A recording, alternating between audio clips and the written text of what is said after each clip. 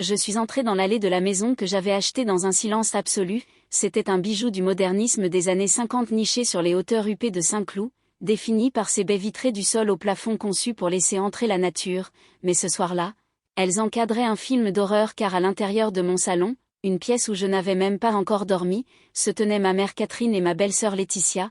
Elles ne frappaient pas, elles n'attendaient pas sur le perron. Ma mère tenait un mètre ruban jaune contre le cadre de la fenêtre. Elles n'étaient pas en visite, elles prenaient les mesures pour des rideaux, elles avaient violé mon sanctuaire avant même que je n'aie tourné la clé. Laissez un commentaire pour me dire d'où vous écoutez et quelle heure il est pour vous, j'aimerais savoir qui fait partie de notre communauté. Je n'ai pas klaxonné, je n'ai pas foncé vers la porte d'entrée en hurlant au sujet des limites ou du respect, cela aurait été une réaction et j'en avais fini de réagir. J'ai passé la marche arrière et je suis ressortie de l'allée aussi silencieusement que j'étais arrivée. J'ai roulé 2 rues plus loin. Je me suis garée à l'ombre épaisse d'un chêne centenaire et j'ai ouvert l'application de sécurité sur mon téléphone. Je les observais sur le petit écran comme un agent de surveillance. Ma mère se déplaçait dans les pièces avec l'assurance d'une propriétaire inspectant la vitrification des parquets. Laetitia pointait l'îlot central de la cuisine, sa bouche bougeant à un rythme de critique que je connaissais par cœur. J'ai attendu. Le temps ne se mesurait pas en minutes mais en la restauration progressive de mon contrôle. Elles sont restées 23 minutes. Une fois leur feu arrière disparu sur la route sinueuse, je suis revenue. Entrer dans ma propre maison donnait l'impression d'entrer sur une scène de crime que moi seule pouvais voir. L'air semblait lourd, contaminé par leur sentiment d'impunité. Je n'ai pas pleuré. Je ne les ai pas appelées pour demander comment elles avaient eu une clé car je savais que la réponse n'avait aucune importance. L'intrusion était le seul fait qui comptait. J'ai sorti mon téléphone et j'ai composé le numéro d'un serrurier d'urgence ouvert 24h24, j'ai demandé des serrures connectées de qualité commerciale avec accès biométrique. Je ne sécurisais pas une maison, je fortifiais un périmètre. En attendant le technicien, j'ai nettoyé, je n'ai pas juste essuyé les surfaces, je les ai stérilisées, j'ai frotté le cadre de la fenêtre où le mètre ruban de ma mère avait reposé, j'ai passé la serpillière là où les talons de Laetitia avaient claqué. Ce n'était pas du ménage, c'était un exorcisme. J'effaçais leurs empreintes non autorisées de l'écosystème que j'avais construit. Le serrurier est arrivé dans l'heure, il était efficace, posant peu de questions, sentant la tension électrique dans l'air, il a percé, remplacé et programmé. Quand il a fini, il m'a tendu la carte clé maîtresse, j'ai fermé la lourde porte d'entrée et enclenché le peine dormante électronique. Clic, ce son était la chose la plus bruyante que j'avais entendue de la journée, c'était mécanique, définitif et parfait. C'était le bruit de la lame d'une guillotine tombant sur une vie entière de politique de la porte ouverte, c'était le son d'une limite qui se fermait enfin physiquement. Je me suis assise au centre du sol du salon, mon lévrier Shadow s'est approché et s'est blotti contre moi, son long corps maigre étant un poids chaud contre ma jambe. La pièce était vide, il n'y avait pas encore de meubles. Juste le clair de lune filtrant à travers les parois de verre que j'avais payées avec 6 années de vacances manquées, de contrats en freelance et de nouilles instantanées. Il y a une texture spécifique au silence d'une pièce que vous possédez totalement, elle ne bourdonne pas de l'anxiété de l'inspection d'un propriétaire ou de la friction de l'emploi du temps d'un colocataire. C'est un vide, il ne contient que ce que vous y avez invité, pas de bruit, pas d'exigence, pas d'histoire, juste le silence pour lequel vous avez payé. Il avait le goût de l'eau fraîche après une longue course. J'ai appuyé ma tête contre le mur, écoutant le ronronnement du réfrigérateur et la respiration régulière de mon chien. Elle pensait que cette maison était un bien familial à partager. Ce soir, derrière ce nouveau verrou en acier, je corrigeais le grand livre des comptes. Les gens demandent pourquoi j'ai dû garder secret un bien immobilier à 850 000 €. Ils demandent pourquoi je ne pouvais pas simplement dire à mes parents que je déménageais. Ils ne comprennent pas l'économie de la famille Delcourt. Dans ma famille, les biens n'étaient pas détenus par des individus, c'étaient des ressources à récolter et à réallouer à la personne ayant les besoins les plus bruyants, et pendant 33 ans, cette personne a été mon frère, Julien. Julien était ce que ma mère appelait un visionnaire et ce que les banques appelaient un passif à haut risque. Il était entrepreneur dans la tech, ce qui dans son cas signifiait qu'il avait une belle coiffure, un sourire persuasif et une longue histoire d'entreprise qui s'évaporait en brume. Il ne construisait pas de choses, il vendait du rêve. J'étais l'opposé, j'étais architecte paysagiste, je traitais le drainage des sols, les systèmes racinaires et les aménagements en dur. Mon monde était défini par la gravité et la physique. Si un mur de soutènement n'était pas construit correctement, la terre bougeait, on ne pouvait pas négocier avec un glissement de terrain. Pendant que Julien faisait du réseautage à Courchevel ou vendait des projets fantômes à Dubaï, j'étais sur des chantiers à 6 heures du matin avec des bottes de sécurité, m'assurant que les fondations tenaient. Nos rôles nous ont été assignés tôt, Julien était la star, j'étais la technicienne de scène. Quand Julien a détruit sa voiture à 16 ans, mes parents lui en ont acheté une neuve pour que son image ne souffre pas. Quand j'ai eu besoin d'un ordinateur portable pour l'université, j'ai eu droit à un sermon sur la vertu du travail à temps partiel. Je n'en voulais pas au travail, le travail m'a rendue affûtée, il m'a rendue dangereuse. Au cours des 6 dernières années, j'avais pris toutes les commissions haut de gamme que je pouvais trouver. Je concevais des jardins zen pour des PDG de la tech et des terrasses durables pour des hôtels de luxe. Je ne prenais pas de vacances, je n'achetais pas de vêtements de créateurs, je canalisais chaque centime dans un compte d'épargne à haut rendement dont ma mère ignorait l'existence. J'avais économisé 120 000 euros. Pendant ce temps, Julien brûlait le capital familial, il avait des problèmes de trésorerie, il avait des prêts relais de mon père qui ne trouvait jamais l'autre côté de la rive. J'ai vu mes parents hypothéquer leur propre maison 2 fois pour financer ces levées de fonds. Ils ne voyaient pas cela comme de la complaisance, ils voyaient cela comme un investissement dans l'héritage familial.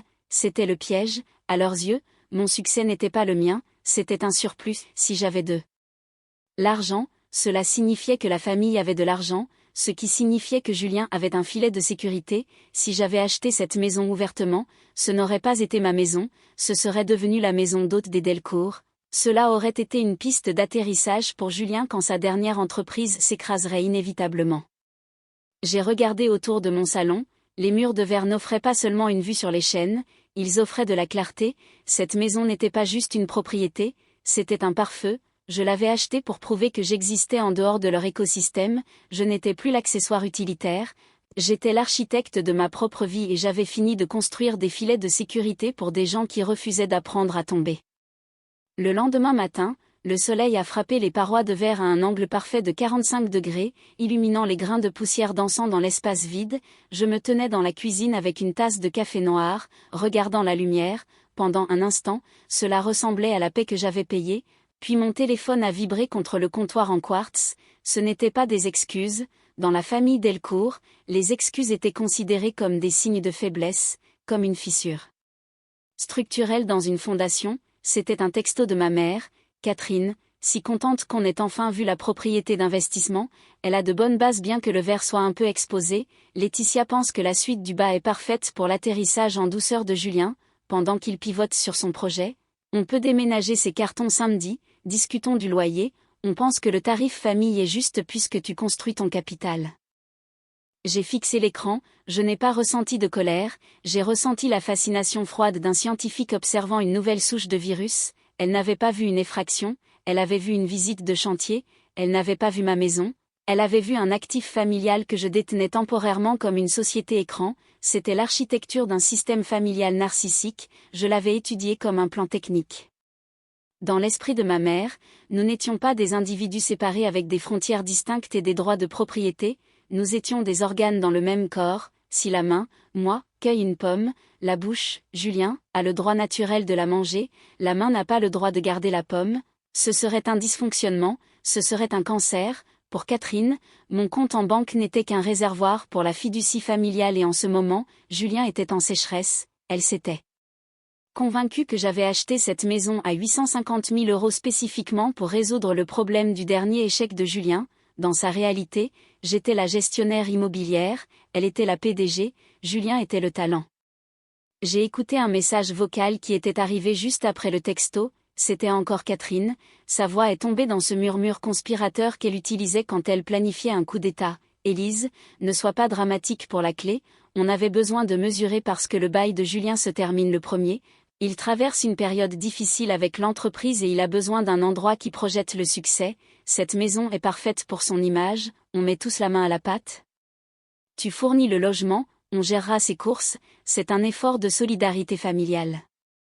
Un effort de solidarité familiale, l'expression était un chef-d'œuvre de manipulation, il n'y avait pas de solidarité, il n'y avait que mes économies, mon dossier de crédit et ma signature sur l'acte notarié, mais pour eux, mon autonomie était un acte d'agression. En verrouillant la porte, je ne sécurisais pas seulement ma propriété, je volais le collectif.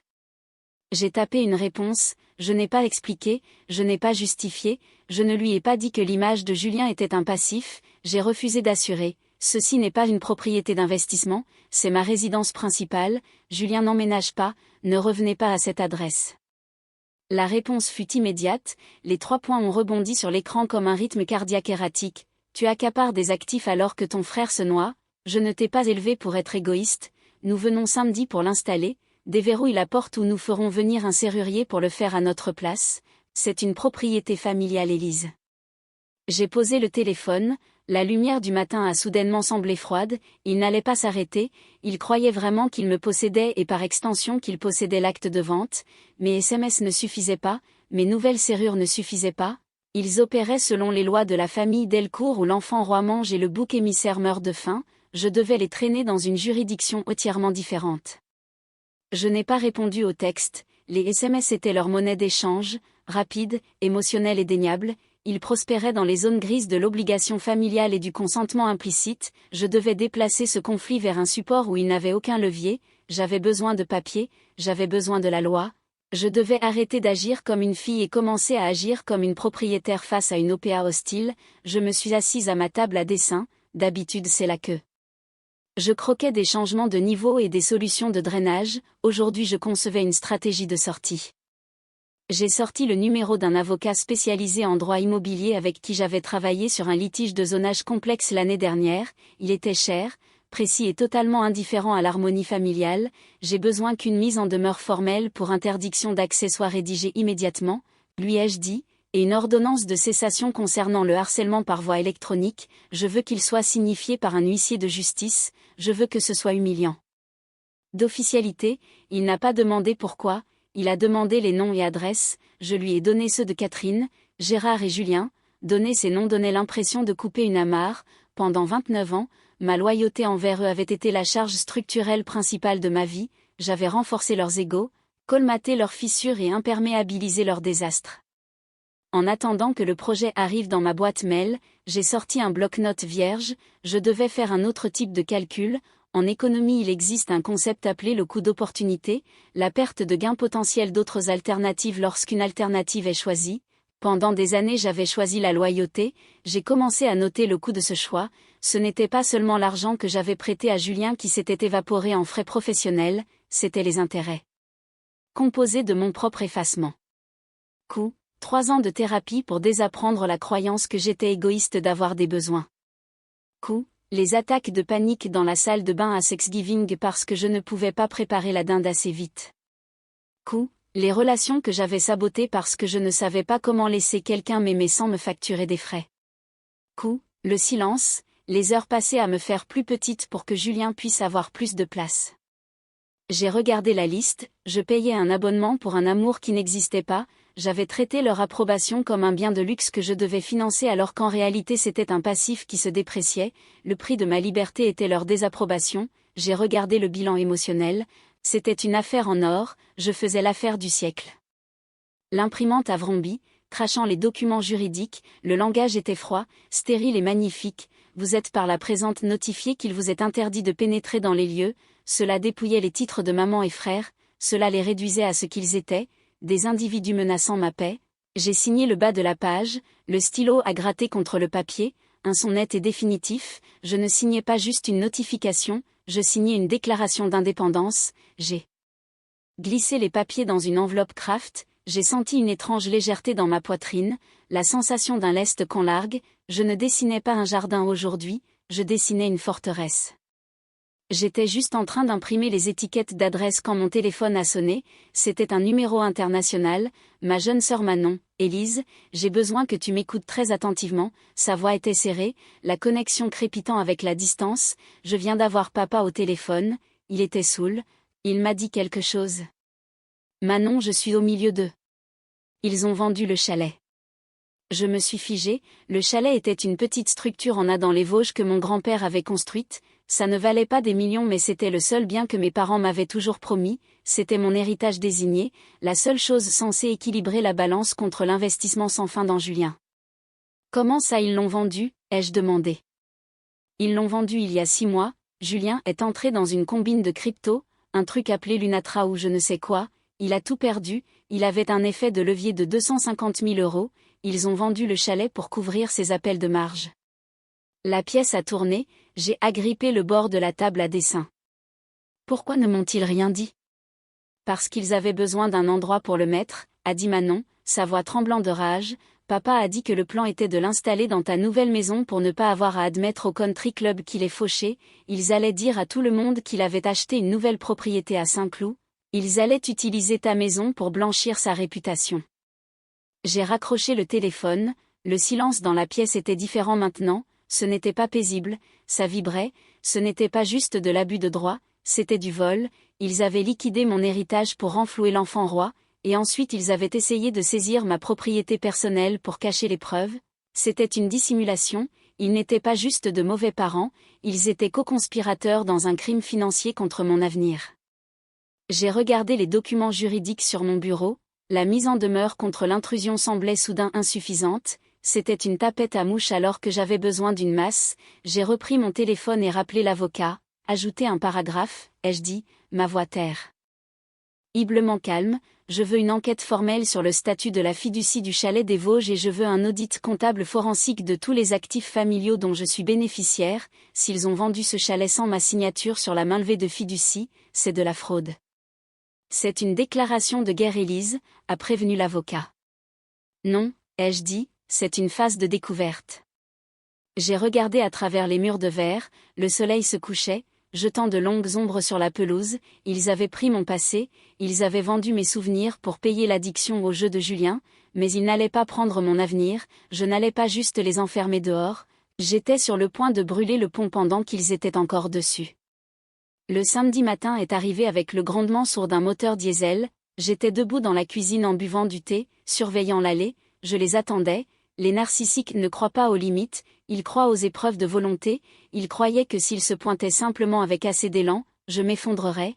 Ils pariaient sur ma honte, ils pariaient que je préférerais être docile plutôt que de faire une scène dans mon quartier huppé et calme. Ils avaient tort, je n'avais pas peur d'une scène, j'en avais organisé une. Un camion de déménagement de 20 mètres cubes a reculé dans mon allée, ses freins à air sifflant comme un avertissement. Julien a sauté du côté passager, il portait des lunettes de soleil de créateur et criait des directions au chauffeur, jouant le rôle du propriétaire prospère qu'il prétendait être. Ma mère Catherine s'est garée derrière le camion dans sa berline et son coffre s'est ouvert, probablement rempli de courses pour le garde-manger qu'elle se sentait en droit de stocker. Il bougeait avec l'efficacité arrogante de gens à qui on n'a jamais dit non. Julien a remonté l'allée, tendant la main vers la poignée de la porte d'entrée, il s'attendait à ce qu'elle s'ouvre, il s'attendait à ce que je sois tapie à l'intérieur, prête à accepter mon rôle de filet de sécurité. J'ai ouvert la porte et je suis sortie sur le perron, je l'ai verrouillée derrière moi. Je ne portais pas de pyjama, j'étais habillée en tailleur tenant une enveloppe Kraft. Ouvre le garage, Élise, a crié Julien sans même me regarder, le chauffeur est payé à l'heure. Tu dois déplacer le camion, ai-je dit. Ma voix n'était pas forte, elle n'avait pas besoin de l'être, l'acoustique du verre et de la pierre amplifiait tout. Catherine a monté les marches, son visage figé dans un sourire serré et en colère. On ne va pas faire ça aujourd'hui, on installe ton frère, nous avons vendu le chalet pour réparer son gâchis et tu vas faire ta part, maintenant déverrouille la porte avant que les voisins commencent à regarder. Les voisins regardent déjà, ai-je dit, j'ai pointé la rue. 2 voitures de police se sont arrêtées le long du trottoir, leurs gyrophares clignotant silencieusement dans le soleil du matin. J'avais appelé le commissariat 1 heure plus tôt, signalant un incident d'intrusion anticipée impliquant des membres de la famille agressifs. J'avais demandé une présence préventive pour maintenir l'ordre. Les policiers ont remonté l'allée, Julien s'est figé, son masque d'entrepreneur tech a glissé, révélant l'enfant terrifié en dessous. Catherine a regardé de la police à moi, ses yeux écarquillés par le choc, elle ne pouvait pas le traiter. Dans son monde on n'appelait pas la police pour la famille, dans son monde on les laissait vous piller. Monsieur l'agent, ai-je dit en m'avançant, ces individus ont reçu signification par huissier d'une interdiction d'accès, ils tentent de forcer l'entrée de ma résidence principale. J'ai tendu à l'officier les documents certifiés, il les a scannés, a regardé l'acte de propriété, puis a regardé Julien. Est-ce votre propriété, monsieur ? A demandé l'officier. C'est une propriété familiale, a bafouillé Julien, ma sœur l'a acheté pour. L'acte est à son nom, l'officier l'a coupé, et cet avis dit que vous n'êtes pas le bienvenu ici, vous devez retirer ce camion immédiatement ou vous serez verbalisé pour violation de propriété. Le silence qui a suivi était lourd et délicieux, Julien a regardé Catherine, attendant qu'elle arrange ça, attendant qu'elle explique à l'officier qu'il était spécial, que les règles ne s'appliquaient pas à lui, mais Catherine me fixait, elle voyait les nouvelles serrures, elle voyait les papiers juridiques, elle voyait pour la première fois que je n'étais plus sa fille, j'étais une étrangère qui connaissait ses secrets. « Élise, je t'en prie » a-t-elle sifflé, la voix tremblante, « ne fais pas ça à ton frère. » Je n'ai rien fait, ai-je répondu, j'ai juste acheté une maison, vous avez vendu le chalet, vous avez fait vos choix. L'officier s'est approché du chauffeur du camion, reculez maintenant.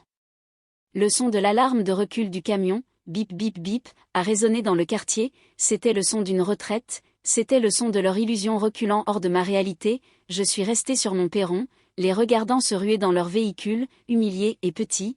La dynamique de pouvoir n'avait pas juste changé, elle s'était évaporée, ils n'avaient aucun levier, ils n'avaient plus de chalet et maintenant ils n'avaient plus de piste d'atterrissage. Le silence qui est revenu sur les collines de Saint-Cloud était différent du silence que j'avais acheté 6 mois plus tôt, avant c'était une chose fragile, quelque chose que j'essayais de cacher à l'intérieur, maintenant c'était fortifié, c'était le silence d'un siège qui avait été brisé. Les retombées furent rapides et absolues, il n'y a pas eu d'atterrissage en douceur pour Julien cette fois-ci, sans le chalet à vendre et sans ma maison à réquisitionner, la réalité de son effondrement financier a frappé le bitume violemment, il vit actuellement dans un studio au-dessus d'un garage 3 villes plus loin, ce n'est pas l'image de l'entrepreneur tech que ma mère voulait projeter mais c'est la réalité qu'il peut se permettre, pour la première fois de sa vie, il fait l'expérience de la gravité. Mes parents ont battu en retraite, il est difficile de maintenir la façade d'une dynastie familiale parfaite quand les voisins regardent la police vous escorter hors de l'allée de votre fille, les ragots du country club ne portaient pas sur la nouvelle entreprise de Julien, ils portaient sur le camion de déménagement qui a dû faire demi-tour, leur réputation, la chose qu'ils valorisaient par-dessus tout, a été le dommage collatéral de leur propre arrogance. Je me tiens au centre de mon salon maintenant, les meubles sont arrivés, un canapé en velours, une table basse en teck, les choses que j'ai choisies, Shadow dort dans un rayon de soleil sur le tapis, je tiens une tasse de thé, regardant le coucher de soleil saigner à travers le verre du sol au plafond.